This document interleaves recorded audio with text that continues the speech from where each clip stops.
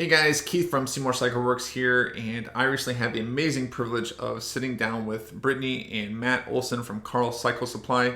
Their family has an incredible history surrounding the antique motorcycle community, and I wanted to sit down with them and pick their brain on the future of antique motorcycles as well as some suggested motorcycles to get into the sport at an entry level price. So, what are some of the most undervalued bikes right now that enable you to get into antique motorcycling yourself? So, stay tuned.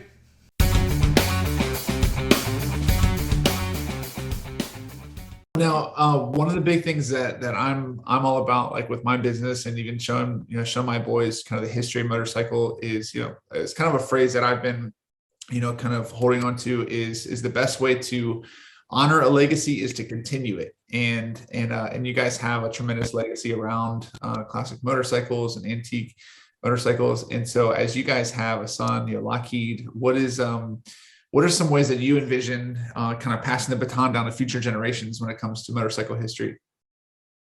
Well, I think it's just the main thing is to just be a decent person and give anybody that's interested your time and engage them and bring them in close. And if they show an interest, try to keep that fire going. Yeah. When I was 18, I became the AMCA's first youth coordinator, the Antique Motorcycle Club of America, and I held that position for quite a while. And then Brittney was it for a while, and then a guy in Texas took it over, and it kind of died after him. And we focused on like the 22, 25 and younger crowd. And And I when I was youth program director, like I really focused on like the 3 to 12-year-olds because they're coming to the meet and they don't have a lot of like stresses or worries of like high school or the friends and academics. yeah, and that's, if they're showing up at meets or get an AMCA magazine or membership, they're already interested, and like it we made a lot of friends. We ran a really cool promotion where we gave away a WLA bobber and shop time to rebuild it. I kind of pooled the membership and pieced together a basket WL, and then we had an essay contest, and it was really cool. I'd love to see the club do something like that again. There's something really cool that a guy out in California is doing to get people excited and engaged in old motorcycles. His name's Alex Trepanier. I'm not sure if I said that right. I'm sorry, Alex. I respect you and like what you're doing. Basically, he's supplying a bike or he's organizing to have a bike supplied for the cross country chase. And I think that the demographic they're shooting is under 30, Under 40. under 40. Yeah. And I think that that's a really great idea. They're doing something similar where it's an essay contest, and I think they already picked the winners for this year, but next year I'm sure they'll do it again. Their website's For the Love of Motorcycling, and if you read the website and go through the whole thing, you'll understand what it's about. So so I guess, yeah, anybody can get involved in old motorcycles at any age, and the main thing is to just, if somebody's excited, give them the time, show them how cool it is, show them the variety of different things, because every year you get a new bike that's 35 years or older. So a lot of the bikes that are new antiques now weren't antiques when I got into it when I was a little kid. So there's a lot of cool stuff on the horizon. Well, and that really is a great way to transition to the next question. We talked about this a little bit earlier about people that want to get into the hobby and they want to own an antique motorcycle.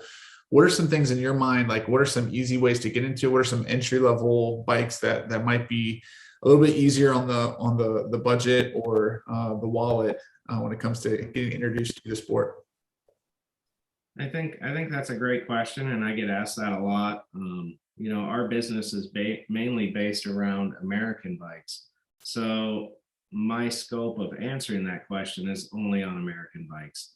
You could talk to somebody that's into British bikes or Japanese bikes or European bikes, and they'd have a different answer, and none of them are wrong. So, like, if somebody was coming to me and asking me what a good value was for an American bike to get into the hobby, if they were into Indians, I tell them the Indian arrows, like the 249s, 149s.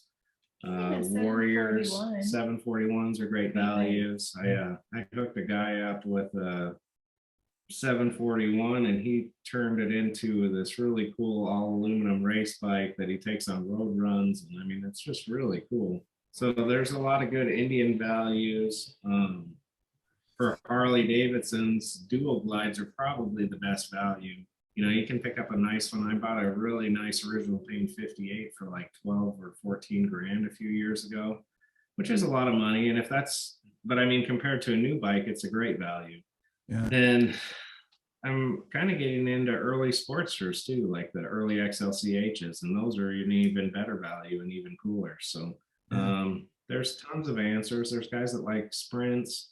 We have or Hummers or too. Hummers. Like Hummers are really fun. I think my first bike was a Hummer. Yeah. I have a 1948 Harley S that my dad and I built. I was 11 when I finished it, and it's really a cool bike. I think if you're young, 16, 17, 18, 19, 20, and you want a vintage bike, you want something just to like putt around on, I think Hummers are really cool because there's a lot of things you can do, and there's a lot of knowledge out there that you can speed them up, then you can race them, or you can just putt around on them. Obviously it's not a full-size bike, but if you're in the city or even if you're in the country and you just want something to putt to town with or kind of putt here or there, you know, if you're doing chores or something, like it's a great little bike. And I think also just small scooters. If you're somebody who's not used to riding a full-size bike, I get this asked all the time. How are you so good at riding, or how come you can ride so well? You can ride really, really good. And I'm a small person, but I've rode a lot in my life. I've rode everything from mini bikes to motorized bicycles, four-wheelers. I've done a lot of just two-wheel riding. So when I made it up to a knucklehead, I was a little wobbly at first, and it took me a while to really like get used to a big bike like that. But if I didn't have the experience and confidence built in me from riding the smaller bikes and understanding counter steering and understanding, you know, how to turn or how to ride like just confidently, I think I would be more nervous and shaky, and it would be a lot harder to ride bikes. But we've also for example, my assistant for Spirit of Sturgis, we taught her how to ride a 48 panhead, and she had never rode a motorcycle in her life. And so here she is with a hand shift, you know, fully like what a bike to start off on. That's incredible. Like fully set up. Yeah. And it's not a light bike. It's not like having a knucklehead bobber or even a panhead bobber, you know, stuff kind of cut down and trimmed and, you know, slimmed and a lot of weight taken off. It was a full what would you say? It's all donked out. Yeah, it's got everything. It's got everything. It's got all the shiny stuff. It's got the hood ornament or the front fender ornament, and it's a heavy bike, but there's a level of confidence you get, and it gets easier on smaller bikes, and it doesn't hurt as much either if it does fall down. So there's always, you know, you're gonna fall down. I mean, Matt and I were just talking about this yesterday. We still fall down on bikes. Like it happens to the best of us. We just lift them, you know, pick them back up and keep riding. And that type of confidence though isn't built overnight, and it's a lot easier if you have smaller machines. So I always tell people just wanting to do it is the hardest part. Yeah. If they want to do it, they'll figure it out.